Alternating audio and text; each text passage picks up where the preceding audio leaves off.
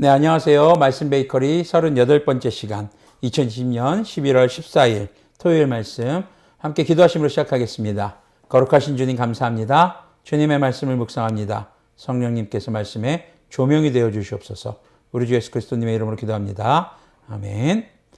네, 오늘부터는 다니엘서의 말씀을 묵상하게 됩니다. 다니엘 1장 1절에서 9절까지의 말씀을 표준세 번역의 성경으로 읽어드리겠습니다. 유다의 여호야김 왕이 왕위에 오른 지 3년이 되는 해에 바빌로니아의 느부갓네살 왕이 예루살렘으로 쳐들어와서 성을 포위하였다.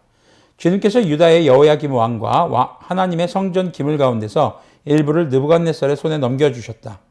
그는 그것들을 바빌로니아 땅 자기가 섬기는 신의 신전으로 가지고 가서 그 신의 보물창고에 넣어두었다. 그때 왕은 아스프나스 환관장에게 명령하여 이스라엘 백성, 특히 왕과 귀족의 자손 가운데서 몸에 흠이 없고 용모가 잘생기고 모든 일을 지혜롭게 처리할 수 있으며 지식이 있고 통찰력이 있고 왕궁에서 왕을 모실 능력이 있는 소년들을 데려오게 하여서 그들에게 바빌로니아의 언어와 문학을 가르치게 하였다.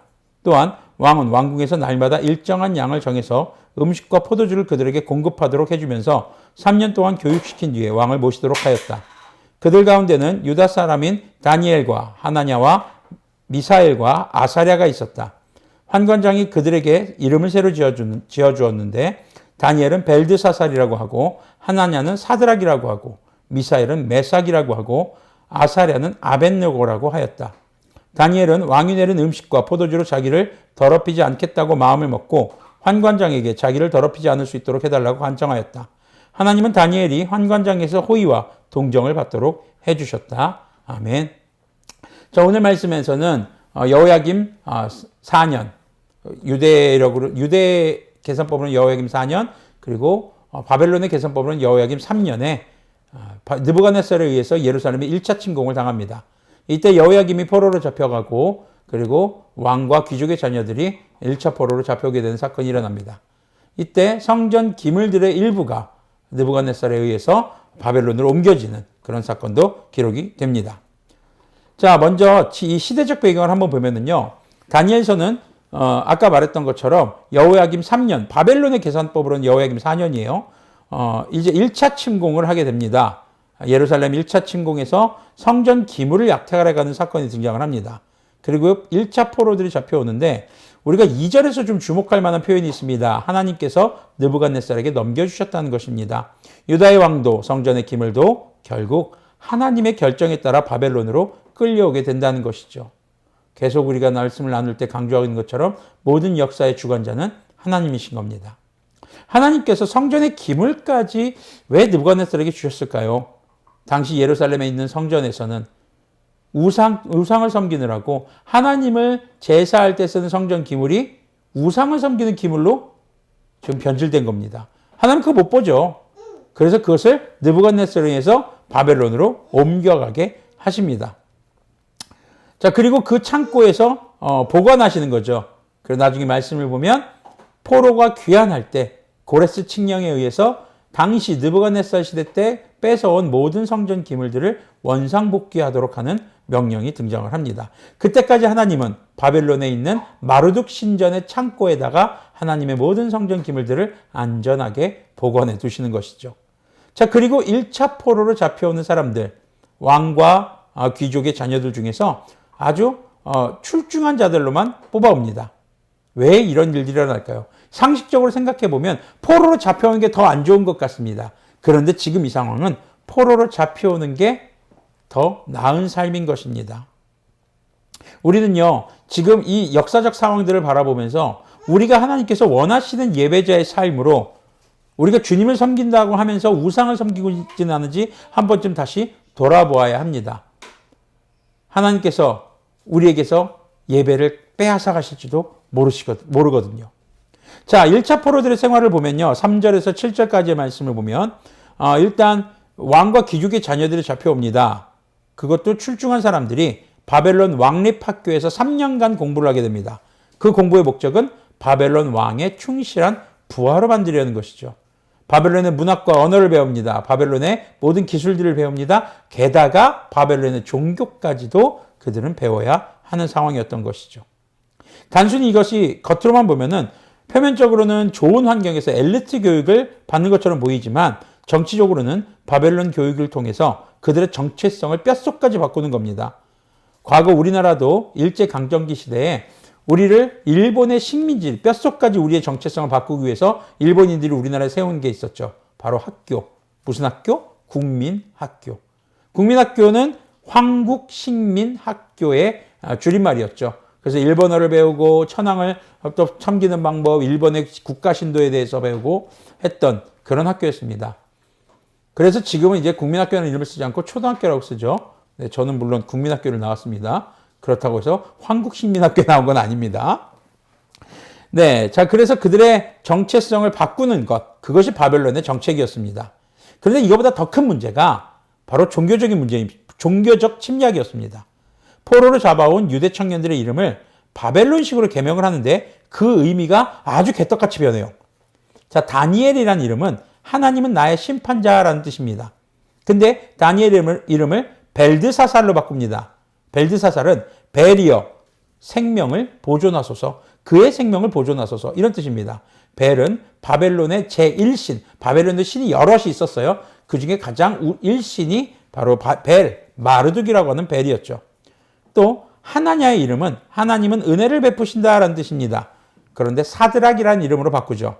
바로 아쿠의 명령, 아쿠라는 건 달의 신을 말합니다. 달의 신은 이렇게 달의 신. 그리고 미사엘은요 하나님과 같은 자 누구인가? 그러니까 하나님이 최고란 뜻입니다.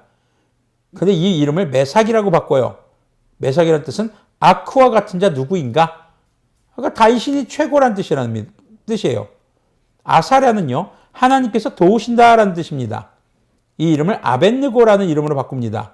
이것은 느고의 종이란 뜻입니다. 느고의 신하. 느고라는 신은요 지금 바벨론에서 마르둑 다음에 서열 제2위의 신이었습니다. 그래서 본래 다니엘, 하나냐, 미사엘, 아사랴라는 이름은 하나님을 신실히 섬기는 부모님들의 그 신앙이 반영된 이름입니다. 이스라엘의 장명법은요 부모가 자녀를 낳을 때 처해 있던 상황을 그대로 이름에 반영했거든요. 하지만 바벨론의 환관장은 그들의 이름을 바벨론의 신들을 섬기는 자들의 이름으로 바꿔버린 것이죠. 1차 포로로 잡혀온 이 청년들에게는 굉장한 충격이었을 겁니다. 우리가 익히 알다시피 이 4명의 유다 청년들은 하나님을 참 사랑하는 자들이었거든요. 어쩌면 오늘날 그리스도인들의 모습과 참 흡사해 보입니다. 세상의 정치, 경제, 문화 등의 다양한 영역에서 그리스도인들은 침략당하고 있습니다. 어떤 문화, 어떤 컨텐츠를 봐도 정말 믿음의 컨텐츠들은 찾아보기가 어렵습니다. 점차 믿음의 정체성에 혼란이 오고 있는 것과 유사해 보입니다. 여러분들의 삶에서 일어나는 신앙적 충돌에 대해서 여러분은 어떤 자세로 살아가고 있으십니까? 자, 오늘 등장하는 이 4명의 청년을 대표해서 다니엘이 환관장에게 얘기합니다. 4명의 청년들은 왕이 주는 음식들로 자신들의 몸을 더럽히지 않겠다라는 결단을 내렸고 그것을 먹지 않게 해달라고 환관장에게 요청하는 것이죠. 아마도 유대교에서 금지하는 음식들이 왕이 주는 음식에 섞여 있었을 것으로 보입니다. 특히 포도주와 고기가 그랬다는 거죠. 먼저 유대인들은 고기를 먹을 때 피를 다 제거하고 짐승을 잡아야만 했습니다. 피에는 생명이 있기 때문에 하나님이 먹지 말라고 금하셨거든요. 근데 바벨론식의 고기 요리는 피째 요리했던 것으로 보여집니다. 또 포도주. 이 고기와 포도주는 전부 다 왕이 바벨론의 신 마르둑에게 먼저 바치고 나서 음식을 가져옵니다. 유대교의 율법에서는 하나님의 율법에서는 뭐가 어땠어요? 우상에게 바쳐진 음식은 먹지 못하도록 되어 있었죠. 게다가 포도주 같은 경우는 이스라엘 사람들에게 허락된 포도주는 물을 소독하기 위해서 불에 소량 타서 먹는 포도 음료죠.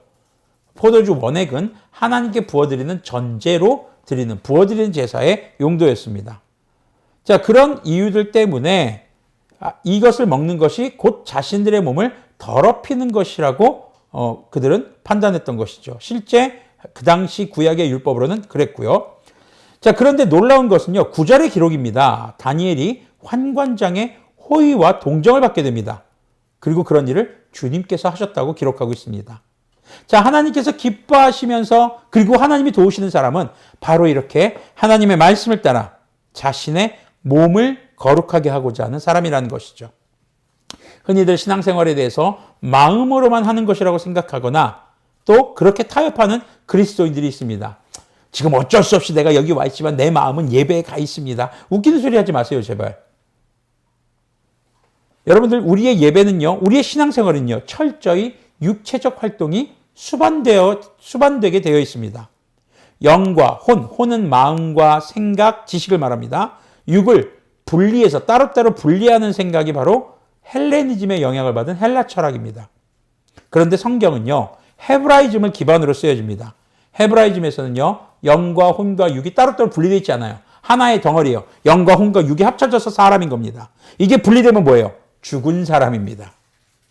우리의 그리스도인다운 삶은요, 바로 주님의 영, 성령님의 인도하심을 따라 마음과 생각뿐만 아니라 우리의 몸도 거룩하게 살아가야 하는 것을 이야기합니다. 유다와 예루살렘은 하나님의 심판이 시작되면서 쇠퇴의 길을 걷습니다. 하나님을 더 이상 예배하지 않습니다. 그런데 바벨론의 포로로 잡혀온 다니엘, 하나냐, 미사엘, 아사랴는 비록 그들의 이름이 강제적으로 바뀌었어도 그들의 속사람은 여전히 하나님을 경외하며 하나님을 예배하는 하나님의 사람으로 살아남기 위해서 지금 목숨을 건 결단을 하고 있는 것입니다. 그때 비로소 하나님은 그들을 도우십니다. 하나님의 섭리가 나타납니다. 우리는 어쩌면 하나님이 먼저 뭘 해주세요. 그럼 내가 결단할게요. 라는 태도를 보이고 있지는 않은지 돌아볼 필요가 있습니다. 하나님은 이미 해주셨습니다. 포로로 잡혀왔다고요? 이 4명의 청년들은 주님의 은혜로 생명을 보존하고 있는 것입니다. 우리가 아직 죄인 되었을 때에 우리 주 예수님께서 우리를 찾아오셔서 죄의 문제를 해결해 주시고 구원의 삶을 시작해 주셨습니다. 이 이상 하나님께서 우리에게 해주시는 것에 큰 은혜가 무엇이 있겠습니까? 이 이상 어떤 표징이 필요합니까?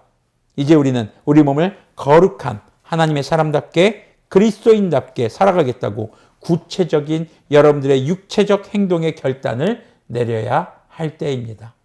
여러분들 기억하십시오. 머릿속으로만 나는 거룩한 사람이야 라고 생각하는 것이 아니라 거룩한 삶의 행동의 변화가 여러분들의 거룩한 삶의 증거가 되는 것임을 기억하시기를 바랍니다. 기도하겠습니다.